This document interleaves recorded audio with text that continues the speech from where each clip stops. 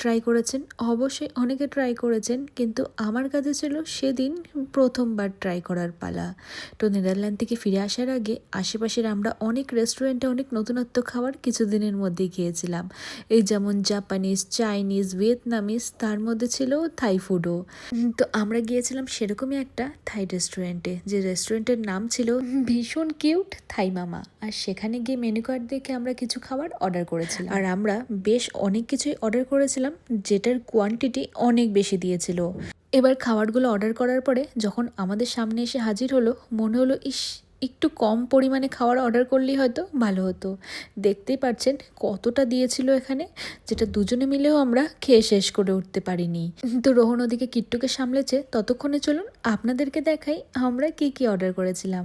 তো আমি প্রথমেই অর্ডার করেছিলাম আমার প্রিয় থাই স্প্রিং রোল। এবার স্প্রিং রোল তো এর আগে অনেকবার খেয়েছি, এবার নতুন কোথাও এলে পরে না আমি আগে সাধারণত যেসব খাবারগুলো আমি চিনি সেগুলোই খাবার ট্রাই করি। ভাবি নতুন কিছু ট্রাই করলে যদি সেটা ভালো না লাগে তখন আবার টাকাটা নষ্ট হবে না তো, সেটা ভেবেই। আর সাইডে দেখুন পাশে কিছু সসের পাশাপাশি ছিল সুগার। হয়তো এখানকার লোকেরা খাবারের মধ্যে একটু সুগার বা মিষ্টি মিষ্টি ভাবটা পছন্দ করে, আমাদের বাঙালিদের মতোই। আর আরেকটা কী ছিল সেটার আমি নাম জানি না। এবার চলুন আর কি কি আমরা অর্ডার করেছিলাম। এটা অনেকটাই ফ্রাইড রাইসের মতো খেতে, মানে ফ্রাইড রাইসই ছিল, কিন্তু মেনু কার্ডের নামটা একটু অন্যরকম ছিল। তো এর মধ্যে নানান রকমের সবজি, চিকেন এইসব ছিল, আর ওপর থেকে একটা ফ্রাইড এগ দিয়েছিল। সব মিলিয়ে ওটা খেতে অসাধারণ ছিল। এবার যে কোনো থাই রেস্টুরেন্টে গিয়ে থাই কারি তো খুব ফেমাস হয়, ইয়েলো কারি, রেড কারি, গ্রিন কারি এইসব। তো আমরা রেড কারি অর্ডার করেছিলাম, আর এই কারিটার নাম ছিল হেংডেং। তো এর মধ্যে নানান রকমের সবজি, জুকিনি, বেগুন, এছাড়াও ব্যাম্বু শুটস আর আরও অনেক কিছু ছিল। তার মধ্যে ছিল হচ্ছে চিকেন, বিফ, প্রন এসব চুজ করা যেত। তো আমরা চিকেন রেড কারি নিয়েছিলাম।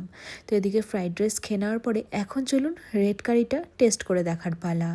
আমি প্রথমবার টেস্ট করছি, মুখে দেওয়ার আগেই বেশ সুন্দর একটা গন্ধ পাচ্ছি। শুনেছি এর মধ্যে লেবু পাতা দিয়ে থাকে, তো সেরকমই একটা হালকা হালকা লেমনের গন্ধ পাচ্ছিলাম। এছাড়াও এখানে লেমন গ্রাসও নাকি এই কারিটা বানানোর কাজে ব্যবহার হয়। তো সব মিশিয়ে একটা সুন্দর গন্ধ ছিল। এছাড়াও কারিটা একটু মিষ্টি মিষ্টি খেতে ছিল।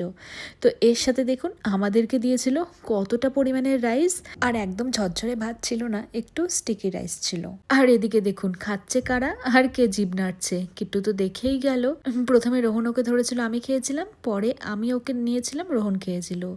এই অবস্থা তো মানে ওর 7 মাস বয়সে ওকে রেস্টুরেন্টে নিয়ে যাওয়া অনেক কিছু ছিল, এখন যেটা ধীরে ধীরে প্রায় ইম্পসিবল হয়ে যাচ্ছে। তো যাই হোক, পুরোটা আমরা শেষ করতে পারিনি। থাই কারি আর রাইস আমরা বাড়িতে নিয়ে